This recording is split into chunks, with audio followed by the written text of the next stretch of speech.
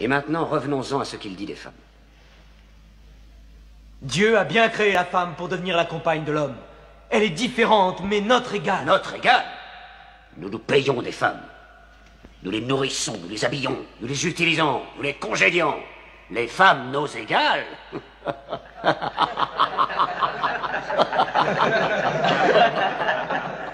Quand Dieu a créé l'homme, il a conçu un mâle et une femelle. Amra, je te demande de respecter en toute femme le ventre qui t'a porté. Pourquoi tes 300 dieux ont-ils la langue si liée, alors qu'un Dieu unique a une telle éloquence? Dieu nous a déjà parlé par le passé, en s'adressant à Abraham, à Noé, à Moïse et à Jésus-Christ.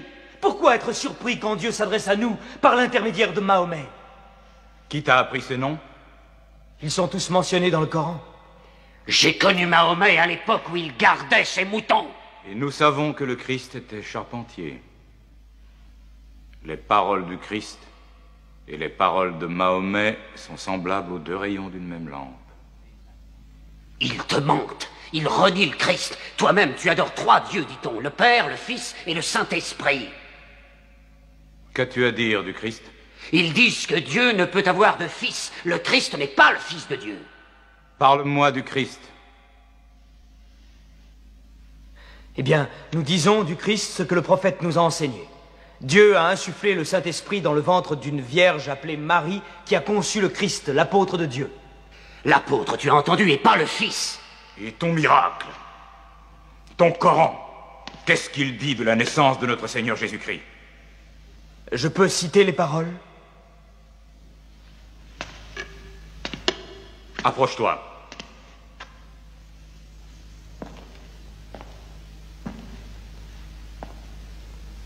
Au nom de Dieu clément et miséricordieux.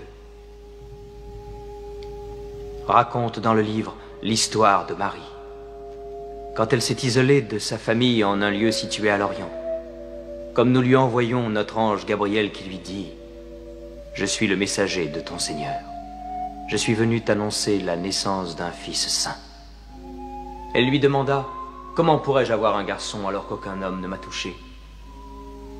Et Gabriel lui répondit « Car ton Seigneur a dit, il en sera ainsi. Nous ferons de ce garçon un signe pour les hommes et une grâce émanant de nous. » L'affaire est décidée.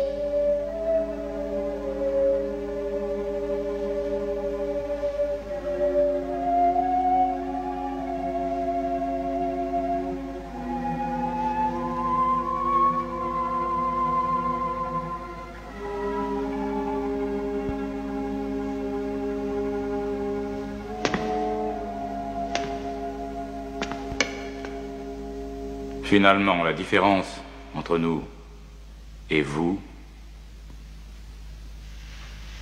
n'est pas plus large que cette ligne.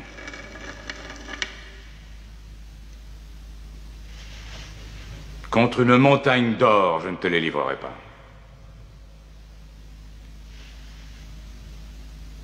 Vous pouvez vivre en Abyssinie en paix, aussi longtemps que vous le souhaiterez.